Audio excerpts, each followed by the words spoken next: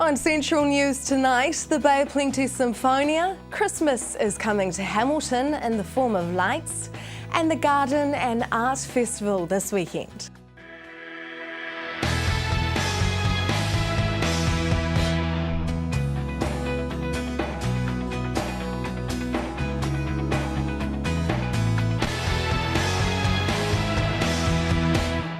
Kia ora, welcome to Central News for Friday the 21st of November. I'm Hilary Entwistle. The Bay of Plenty Symphonia is a community orchestra with members from all over the Bay.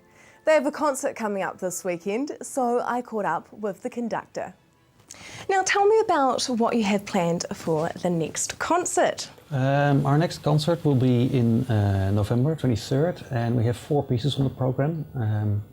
Probably the 2 pieces are very well known. One is selections of the Swan Lake, the ballet by Tchaikovsky, and a Bruch violin concerto, also a bit of an evergreen of the repertoire. And then we have 2 other pieces which are probably not so well known. One is a short piece by Charles Ives, an American composer, called The Unanswered Question, very interesting piece. And then we have a symphony that we often put on. In this case, that will be a Sibelius symphony, the Finnish composer, number 3 in C major. With Swan Lake ballet music, and there's those classical pieces like the B piece by Tchaikovsky. That's Tchaikovsky, isn't it? Yes.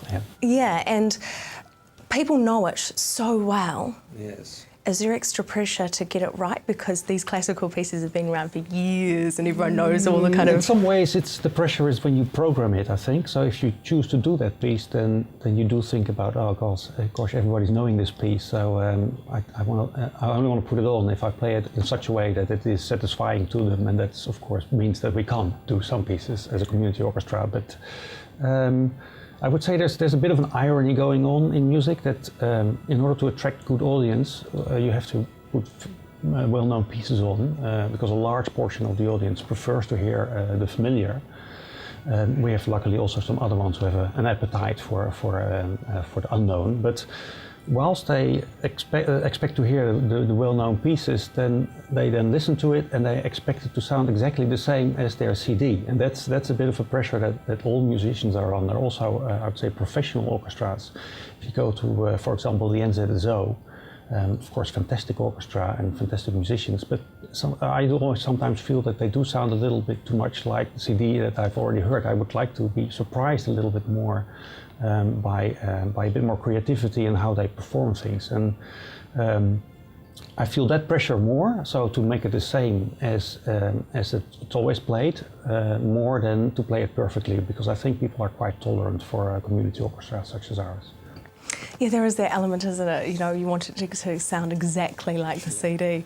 Unlike when you go to a concert of pop music or alternative music, you know, they kind of change it up quite a bit, don't they? On that. And jazz, of course, is completely improvised, so it's the other end of the spectrum where people deliberately not want to hear what they've already heard before. But I sometimes wish that we could do a bit more surprising in how we perform, but I have to be very careful with that in classical music, unfortunately. Such a very strict genre. It is a little bit too strict, if you ask me, but yes. Now, you do have a solo artist as well. That's Dimitri Atanasov. He's been around, I'm not sure, a decade, I think, in New Zealand, and most people will know him as the concertmaster of the Auckland Philharmonia, which he doesn't do anymore, but he's been doing that for quite a couple of years, and he's been playing solo with them, but also with other orchestras. So through the country, people will have seen him play solo, including the Bruch, which is the piece that we are doing with him.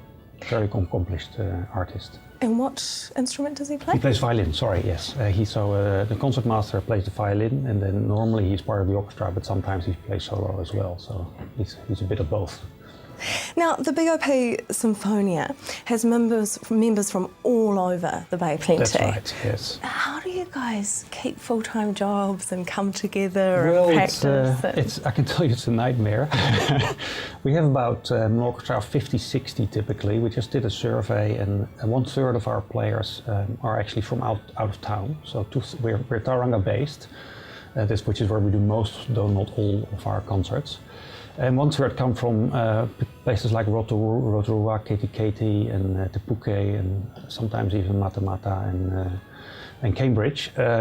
and of course, it's difficult to coordinate that. People have conflicting interests in their lives, and one thing, of course, we do is we stick to a regular rehearsal evening, which is Thursday evening for us, and we then hope that people keep that free as much as they can, which is usually possible.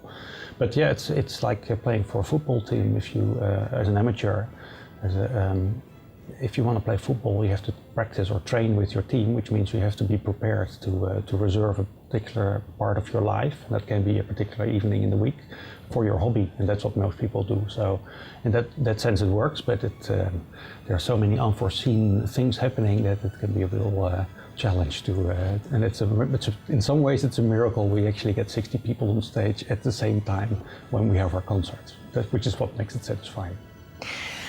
I guess that brings me to my next question. I mean, is there still a audience for classical music, or is it a dying genre? It's hard to get audiences. I have to say that the Bay of Plenty Symphonia, compared to other community orchestras I know, is blessed with a healthy orchestra, with a healthy audience. For some community orchestra, it's a real struggle, particularly in the big towns where they have to compete with other orchestras and other cultural activities. So we do have an audience, but in order for us to break even financially, which is what we try, I have to say we're a bit short of that, and we are constantly trying to find more audience. And I think you're right. It probably gets tougher and tougher to attract people. Because of competing media like television and computers and internet and those kind of things. But there's no doubt that there is still a market for it.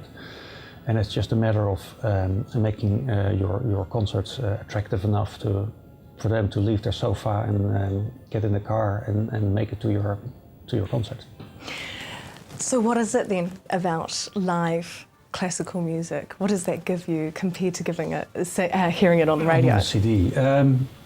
Well, it's hard to describe what it feels like to be in a concert. I think it probably is a bit the same as a rock concert, in the sense it is not quite the same as a CD.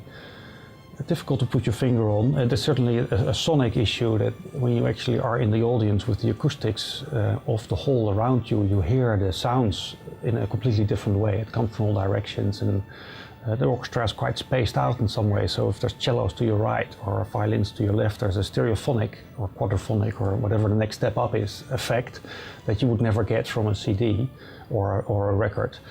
But there's this sense of occasion as well, which is very. It starts with when the orchestra starts tuning, and it's a bit of a cliche in movies and stuff like that. But they all tune to their A, and you have this sense of, wow, it's about to happen, and there's it's hard to put in words, but there is a sense of occasion that goes with it as well, and the people around you, and they're all really focused on the music, and you can see the players, which for a community orchestra is very important, is the engagement of the players, the enthusiasm of the players. You can see that they are enjoying performing, and that rubs off in some way on how people perceive it in the audience, and that's something we work on very hard to make sure that everybody is engaged while they play. It's not just about the technical perfection of the notes, but also the sense of these guys are on stage, they're performing for me, and that's something you would never get out of a CD. The Concert of Classical Music is at 3 p.m. Sunday the 23rd of November at Tauranga Boys College. Tickets are available via iTicket. Coming up on Central News, the Christmas lights of Hamilton. The plans are big this year.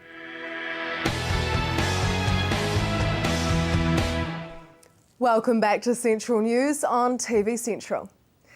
A visit to the Mormon Temple Christmas light display last year inspired Hamilton City Councillor Angela O'Leary to take action to light up all of Hamilton. Anne-Marie caught up with her to find out how she's planning on doing just that. With my smile, no. So I have decided, because I'm mad on Christmas, I love Christmas, to have a Hamilton Christmas lights competition. And this is the first year that we're going to be doing it. And what we want is people to enter in their houses with whatever they decorate, because it's amazing what the lengths that people will go to decorate their houses. So what they can do this year in Hamilton is enter their house to win a prize. And hopefully we'll have lots and lots of entries, so will be able to be seen from space, which would be really good. What inspired you to create this competition? So last Christmas, as you do, you drive around Templeview, and I packed Mum up in the car and we went to Templeview and saw some lights, and we're on our way to Harrowfield, and Mum spotted a house in the distance that had lots of pretty lights on it. And so we went down there, and there wasn't just one house, but there was a whole street in Templeview that the residents had just done up and thrown Christmas everywhere, all over the front porch and stuff, and it was amazing. And then that got me thinking about what if we had more of this around the city, and imagine, a whole lot of streets, and what if we had a map and everyone knew where those streets were and where they could drive to. And is it just individual houses, or can actually whole streets enter, such as Harrowfield or Templeview? This year it's just individual houses, and we've got 5 different categories. So we've got quirky, traditional, of course we've got supreme, and then we've got a people's choice as well. But I think next year, depending on how this year goes, then we'd probably look at, maybe an award for a neighbourhood or a street, or depends how this year goes. That will really facilitate community feel, won't it, if you have a whole neighbourhood or a whole street banding together to win? Yeah, it really will. And I think one of the things that stuck out for me for Templeview was there was one street, and I don't remember the name, but there was one house who not only had they done their whole front, the whole house in lights and everything, but the people in the residents in the house came out and they were dressed in, I think there was like chipmunks and Christmas fairies, and they were actually entertaining people, and all the neighbours sort of joined in. So it's about getting to know your neighbours as well, and in a really fun way too, which is, it's good for safety and everything else, knowing your neighbours, which is a great thing. So what's the outcome? What would you like to achieve with this competition? I just want doing things with families is really expensive, and one of the things that I committed to at the last election was to find events and things for families to do that were free. And what's easier than creating a Christmas event that's free? So it's about building on an easy, fun thing, and making it special for the city and for the residents, and also for visitors, and hopefully bigger and bigger every year. I mean, I'd love to see in a couple of years businesses actually participating as well, and decorating their, the business properties, and who knows, we might be seen from space, I don't know. What date do the lights need to be up by? So the lights need to be done from the 28th of November to the 20th of December, and so that gives time for the public to go around and view. And as I said, there'll be a People's Choice Award as well, so people viewing all of these wonderful Christmas houses will have a chance to be a judge as well. So there's a good amount of time for people to, they have to have their houses lit, and for the public to go and view them. And there's a judging day on the 4th of December as well. Yes, and there's a very special judging Christmas bus that's going to go round, and that has myself on there, the Mayor, and some of our sponsors. And there's also a competition that we're running now. For a family of 4 to join the judging bus, they have to email Danielle, who's the editor of the Hamilton News, who is our key partner in this event, and tell them why they should join the judging bus. And there'll be some goodies on that night, and it'll be lots of fun. And mandatory dress up as Christmas fairies or whatever you want to dress up as, but that'll be a great night. So how do people enter the competition? How do they enter their house? So registrations are open now.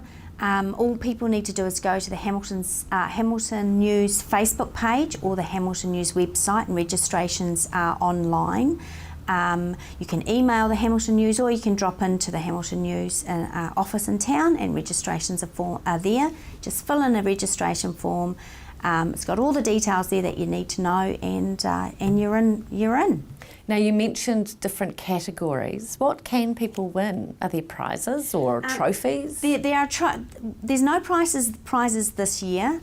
This has all had to come together very quickly, but we have some wonderful Christmas trophies that I think will give people boasting rights in their neighbourhood, and of course there's the supreme winner as well, and there'll be stories and we'll publicise that, and it'll be a bit of fun. But next year I'm working on some pretty good prizes for next year. And how will people get the addresses? Will there be a Facebook page? Will it be published in the Hamilton News? How are they going to know where to go? So people need to look out for the November the 28th centre spread in the Hamilton News. So look out for that in their letterboxes, November the 28th. And the Hamilton News will be doing a big centre spread, and that will have all of the entries in there, and it will be grouped by suburbs. So you'll be able to, get your driving map ready and sorted, give the map to Dad and give the list to Mum, because she's in charge, and you'll be able to figure out which driving route suits you best. So November the 23rd will be the big spread with all the entries in. And what's the City of Hamilton got planned for Garden Place? Wow, the City of Hamilton has got planned something very special for Garden Place this year for the month of December, and we're turning Garden Place into Christmas Place. Can't tell you too much else, but if you keep an eye out on the HCC website and on our Facebook page, and also on the Hamilton Christmas City Facebook page, then more details to come on that. It's going to be pretty special. We're definitely having the big Christmas tree though, aren't we? Definitely having the big Christmas tree, yes, and I can tell you that there's going to be a really wonderful Christmas market there, but quite a few other little goodies coming there. Lips are sealed for now.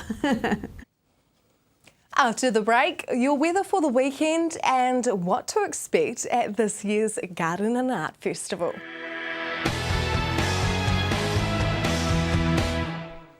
Welcome back to Central News. The New Zealand Garden and Art Festival is in full swing, with many gardens and artworks being showcased around the Bay of Plenty. I caught up with the festival director as the final petals were being put into place. Really good, yeah. Things are coming online, and we're 2 days away from opening, so yeah, it's going to be great. Now, we are standing in the Lakes Pavilion, so what's going to be happening here in the weekend? Yeah, Hilary, so we've created a festival hub, basically, and so in the past festivals we've had to sort of be in different sort of locations around Tauranga City, so we've actually created our own village. So we've brought in 3 major marquees, stretch tents, we've got Signature Homes who built that wonderful suspended forest frame for us. So we're pretty much just a one-stop shop for the rest of the festival, for our workshops and all our exhibitions, and we've got an on-site full cafe here, so great coffee, come down for a glass of wine, all that sort of thing as well.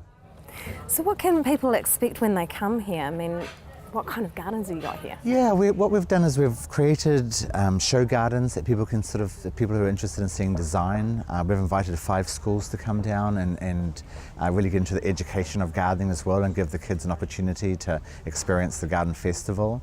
We've invited artists who work in plants as their medium. So the Kukadama, for example, or Brian Collette's sculpture exhibition, Francine Thomas's fantasy garden. So it's just anything to do with horticultural artistry. The Garden Trail is always a special event, so where's it going to take us this year? We've got 95 stops on the trail this year, and it kicked off on Monday. Today is the Tauranga Day, and it's our largest area day. We've got just on 36 stops just in Tauranga alone. We've got 25% new gardens, so all those fantastic gardens that have been in the festival before, and people who haven't come to the festival, they get to see those, and the ones that do come every festival, we've got 25% new gardens to come and see. What about some of the workshops? Are there any tickets left? There's a few tickets left for some of the workshops, and we've got a really great variety of workshops. We've got Stephen Wills from Australia who deals with sensory gardens for the medical facilities over in Australia. We've got Megan Wright, who's the landscape architect of the year, talking about her amazing career. Cake decorations, we've got composting, we've got bee-friendly workshops, and we've got the MasterChef Girls, which has been sold out. And of course the wildflower world. How's that coming along? It's looking pretty good. We had a bit of a challenge with some of the weather and some of the soil quality, but they're out there, they're blooming, and there's really a nice variety of wildflowers there. It's great for people who actually do love wildflowers to come and see that. Now, the Sculpture Symposium was on the move, but now it's back where it was? That's right. We were originally on the Tauranga waterfront 2012.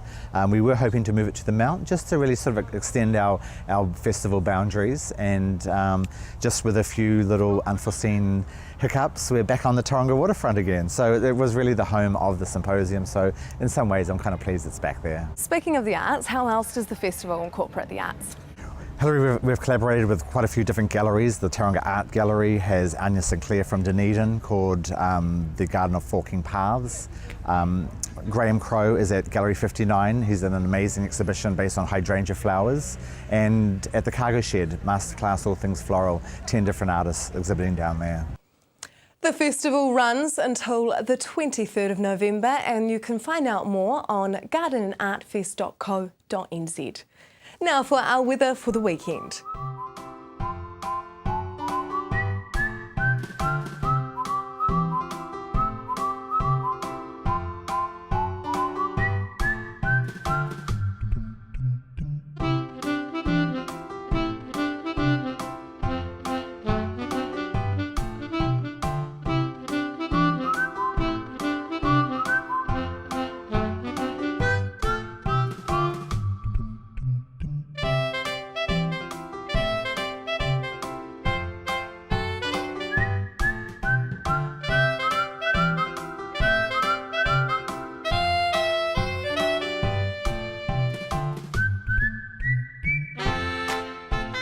Looking to the seas now for our region's forecast.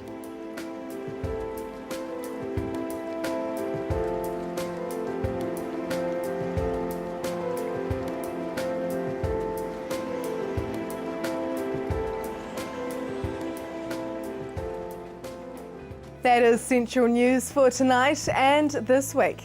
I hope you have enjoyed the show. We'd love to hear your feedback.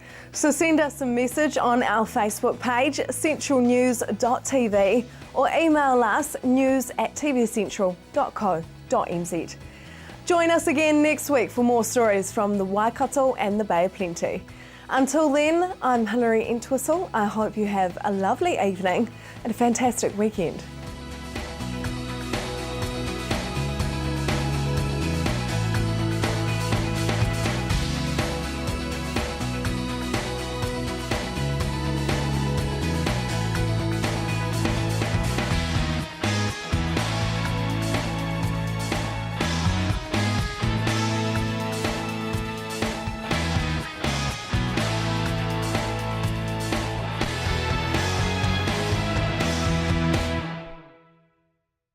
This has been an Alpha Media production, a division of Television Media Group.